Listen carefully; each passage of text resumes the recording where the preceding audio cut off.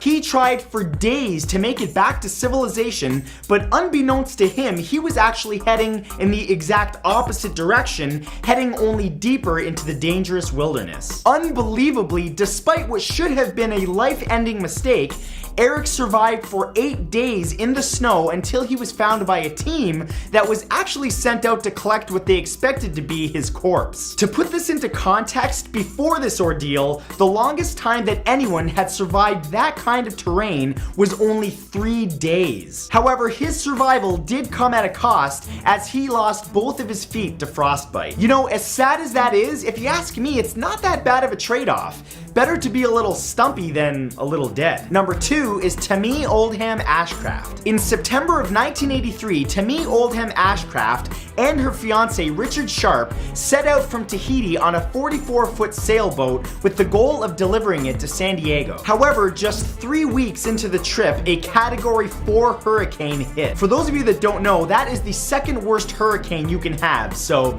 yeah, it was bad. The boat immediately capsized and Richard was washed overboard. Now alone and completely terrified, Tammy managed to summon her courage and make a makeshift sail, pointing what was left of the boat towards Hawaii. Surviving on only a jar of peanut butter and a few cans of food, she amazingly survived 41 days until she finally reached land, which ended up being a 1,500-mile journey. Yeah, I don't know what she did after that, but I would hope that it would include buying a lottery ticket, because winning! Number 3 is Aron Ralston. In April 26, 2003, in Wayne County, Utah, Aron Ralston experienced a climbing accident in which his right arm became trapped between a large boulder and a canyon wall. Now, if this story sounds familiar to you, it's because it was made famous by the movie 127 Hours, starring James Franco. Aron survived for 5 days on only 2 burritos and a bottle of water, ultimately resorting to drinking his own urine when he ran out. But it got to the point where he finally realized that no one was coming for him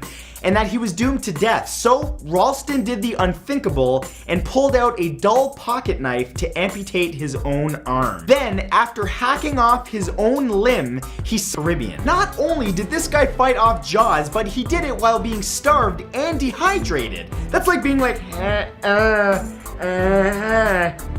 somebody give this man a reality show. Number 5 is Norman Olestad Jr. On February 19th of 1979, a plane carrying Norman Olestad Jr. and 3 others encountered a sudden blizzard and crashed in the San Gabriel Mountains in California. With his father and the pilot both dead, Norman attempted to help his father's girlfriend off the mountain, but hours later, when Norman reached the base of the mountain, he was finally rescued, a feat made even more impressive by the fact that he was only an 11-year-old boy. An 11-year-old figured all of that out? Man, if I went skiing with real skis, I'd probably break my leg within the first 10 minutes.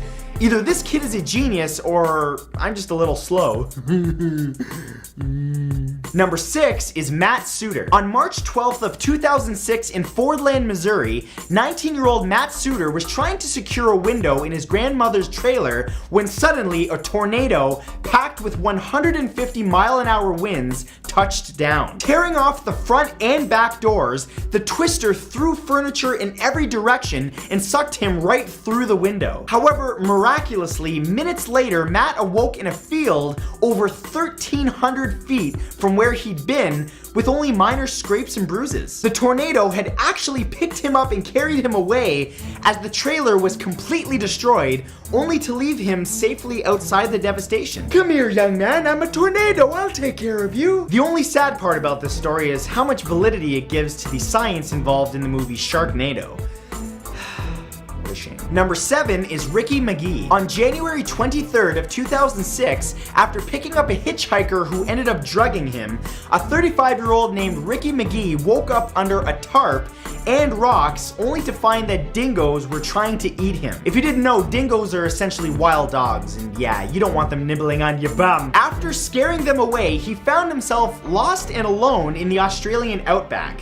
That's not a place you want to be. Ricky managed to survive over 71 days eating leeches, snakes, and frogs, and drinking water from a stream that he found, not to mention, yes, his own urine. A lot of pee in this video. When a rancher finally came upon the man's makeshift campsite, he described him as a walking skeleton. Ricky lost over 125 pounds during his ordeal, but amazingly, he survived. Damn, you know, he should really market this. The Survivor Diet. Lose 125 pounds in 71 days or your money back.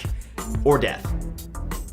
Death is more likely. Number 8 is Harrison O'Keene. In the early morning of May 26, 2013, a tugboat carrying 12 crew members capsized and sank in the Atlantic Ocean. However, 100 feet below the surface, Nigerian cook Harrison O'Keene was the only survivor trapped in an air pocket within the vessel. Now, normally, not many people would be able to survive under those conditions. However, due to the pressure at that depth, the oxygen that he was using fortunately lasted much longer than it normally would. Woo! Science. Somehow, Harrison managed to endure the icy waters for over 3 days, managing to survive on a single bottle of Coca-Cola that he found, while simultaneously avoiding sharks and barracuda that were swimming through the ship's corridors and eating the dead crewmen. I just kind of picture him drinking the Coca-Cola and then smashing the bottle and being like, "Get away, sharks!"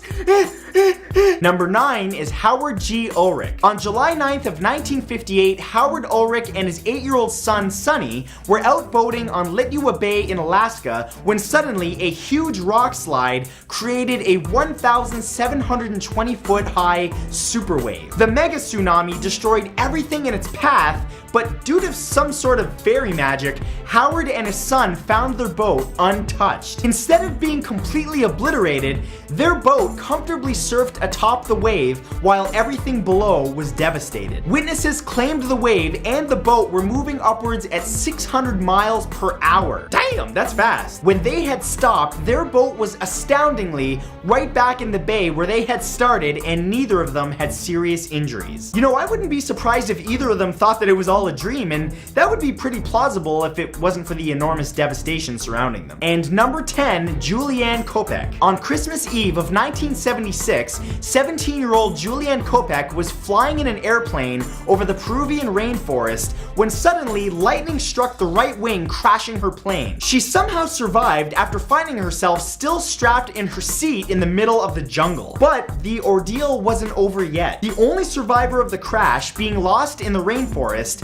she followed a stream for 10 days until she finally found a hunter's hut where she managed to dress her wounds and broken collarbone. Unbelievably, just the next day, she was found by hunters and finally brought home to safety. So wait a minute, this girl survived being struck by lightning, a plane crash, a 10-day journey through the harsh jungle, and having broken bones? She's like a female Wolverine. Somebody call the X-Men. Somebody make it happen. And those, my friends, were some of the most amazing ways people have ever cheated death. Yay, survival! As always, if you enjoyed this video, please let me know by clicking that like button and by sharing it on Facebook and Twitter, and I will see you all next Saturday with a brand new video. Peace.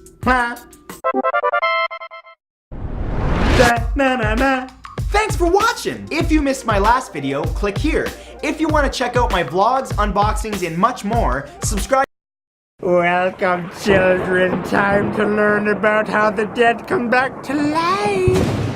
Okay, so everyone knows that once we're dead, we're dead. There's no coming back from it. Now, depending on your religion, you might be headed to some other plane of existence or return as a different living thing. But in any event, death is always the end of our earthbound lives, right? Well, as it turns out, there are a number of people who simply refuse to let a little thing like death get them down. That's right, there are literally people who came back to life, and they each have quite the story to tell. So get ready, because these are 10 dead people who came back to life.